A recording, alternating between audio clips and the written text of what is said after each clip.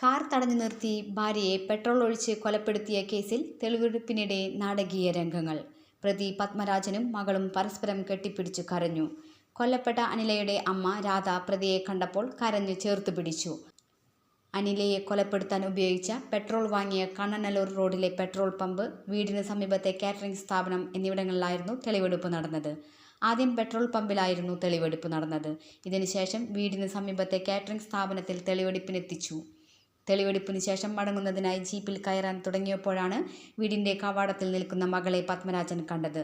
തുടർന്ന് പത്മരാജൻ അവിടേക്ക് എത്തുകയും മകളെ കെട്ടിപ്പിടിച്ച് കരയുകയുമായിരുന്നു. പത്മരാജനെ കണ്ട അനിലയുടെ അമ്മ രാധയും ചേർത്ത് പിടിച്ച് കരഞ്ഞു. ഈസ്റ്റ് CI S അനിൽകുമാറിൻ്റെ നേതൃത്വത്തിലായിരുന്നു തെളിവെടുപ്പ് നടന്നത്. ഇക്കഴിഞ്ഞ ഡിസംബർ 3-ാം തീയതി കൊല്ലം ചെമ്മാമുക്കിലാണ് സംഭവം നടന്നത്. കാർ തടഞ്ഞു നിർത്തി ഭാര്യ അനിലയെ പത്മരാജൻ പെട്രോൾ ഒഴിച്ച് കൊലപ്പെടുത്തുകയായിരുന്നു. സംശയമാണ് ഭാര്യയെ കൊലപ്പെടുത്താൻ കാരണമായതെന്ന് ഇയാൾ പോലീസിനോട് പറഞ്ഞത്. കൊല്ലത്ത് നിള എന്ന പേരിൽ അനില ബേക്കറി നടത്തിയിരുന്നു. ഹനീഷ് എന്നയാളുമായി പാർട്ട്ണർഷിപ്പിലാണ് അനില ബേക്കറി ആരംഭിച്ചത്. ഹനീഷ് ഇടയ്ക്കിടെ ബേക്കറിയിൽ വരുന്നതിൽ വിയോജിപ്പുണ്ടായിരുന്നുവെന്നും ഇതുമായി ബന്ധപ്പെട്ട് ഭാര്യയുമായി തർക്കമുണ്ടായിരുന്നുവെന്നും പത്മരാജൻ പറഞ്ഞിരുന്നു. തർക്കങ്ങൾ പതിവായതോടെ കൊല്ലത്ത് വാടക വീടെടുത്ത് അനില താമസിച്ചിരുന്നു. പിന്നീട് വാർഡ് മെമ്പർ ഉൾപ്പെടെയുള്ളവരുടെ നേതൃത്വത്തിൽ പ്രശ്നങ്ങൾ പരിഹരിച്ച് ഇരുവരും ഒരുമിച്ച് താമസിക്കാൻ തീരുമാനിച്ചിരുന്നു.